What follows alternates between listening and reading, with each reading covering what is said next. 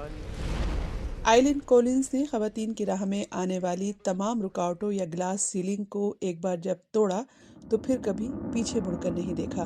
उन्होंने नासा के space craft को उड़ाने और उसके कमांडर के तौर पर काम करके तारीख रकम की। आइलिन कॉलिंस की ज़िंदगी पर स्पेस वुमन नामी एक डॉक्यूमेंट्री फिल्म बन रही है और हमने लंदन के साइंस म्यूज़ियम में उनसे मुलाकात की। तकरीबन 9 बरस की उम्र में एक दिन मैं एक मैगज़ीन में जेमिनाई एस्ट्रोनॉट्स के बारे में एक आर्टिकल पढ़ रही थी। तभी मैंने सोचा ये तो ज़बरदस्त पेशा है, मैं भी यही करना चाहती हूँ। उस वक्त इस पेशे में एक भी खातून नहीं थी, लेकिन फिर भी मैंने सोचा मैं लेडी खलाबाज बनूंगी। लेकिन इस 9 साल की बच्ची के अज़ाइम और ख्वाब इससे भी बड़े थे। वो स्पेस क्राफ्ट को कंट्रोल भी करना चाहती थी। उन्हें पहली बार 1995 में एक खलाई मिशन पर पायलट की हैसियत से भेजा गया। स्पेस शटल की पहली खातून पायलट के तौर पर मैं नहीं चाहती थी कि लोग कहें कि देखो एक खातून ने ये गलती की है, क्योंकि ये सिर्फ मेरी सलाहियत की ही बात नहीं थी, बल्कि उन सारी खवातीन की सलाहियत की बात भी थी जो मेरे बाद इस प्रोफेशन में आने वाली थी। मैं चाहती थी कि लोग खवातीन पायलट्स को देखकर कहें कि अरे ये तो बहुत काबिल हैं। आइलिन कॉलिंस अपने काम में इतनी माहिर थी कि जल्द ही उनका प्रमोशन करके उन्हें कमांडर का ओहदा दे दिया गया। उन्होंने इतनी बड़ी जिम्मेदारी एक माँ और 2 बच्चों की वालदा होते हुए उठाई।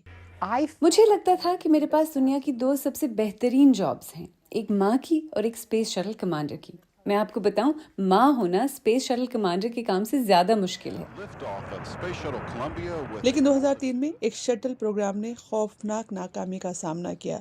जैसे ही कोलंबिया स्पेस क्राफ्ट लॉन्च हुआ, उसमें लगा फोम का एक टुकड़ा ढीला पड़ गया, जिसके बाद उसकी हीट शील्ड खराब हो गई। जैसे ही शटल दोबारा जमीन की फिजा में दाखिल हुआ, शटल पर सवार 7 के 7 खलाबाज हलाक हो गए।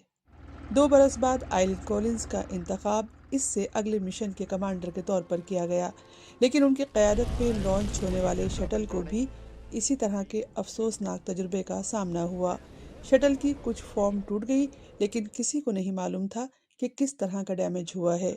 तो इसका हल क्या था? जब शटल इंटरनेशनल स्पेस स्टेशन से गुजरा तो उन्होंने उसे 360 डिग्री के एंगल पे कलाबाजी कराई ताकि एस्ट्रोनॉट्स ये देख सकें कि इसमें क्या मसला है। ये एक ऐसा अमल था जो माजी में कभी नहीं किया गया था। इंजीनियर और मैनेजर कह रहे थे कि ऐसा तो नहीं हो सकता, आप ये नहीं कर सकती। वो बता रहे थे कि ऐसा करना क्यों खतरनाक है। उन्हें मालूम था कि मैं कमांडर थी। मैंने कहा मुझे लगता है हम ऐसा कर सकते हैं। ये एक मुफीद हल निकला और मुझे बहुत मज़ा आया। शटल को समरसॉल्ट कराने से ये पता चला कि शटल के निचले हिस्से में नुकसान पहुंचा था, जिसको सही करने की ज़रूरत थी। शटल आम कमर्शियल हवाई जहाज़ों के मुकाबले बहुत तेज़ रफ्तार से नीचे आता है।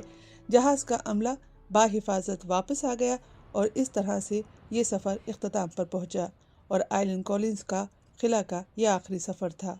आइलिन कॉलिंस कहती हैं कि उन्हें अपने खलाबाजी के करियर को अलविदा कहने पर कोई पछतावा नहीं है। मैं किसी दिन दोबारा खलाई मिशन पर जाना चाहूँगी। जब मैं बूढ़ी हो जाऊँगी तो हो सकता है मुझे खला में जाने का दोबारा मौका मिले। जो ख़वातीन आइलिन कॉलिंस से मुतासिर होकर इस प्रोफेशन में आएंगी, उन्हें उनकी कामयाबियों का अंदाज़ा होगा, न सिर्फ एक खातून बल्कि एक अजीम पायलट और कमांडर के तौर पर भी।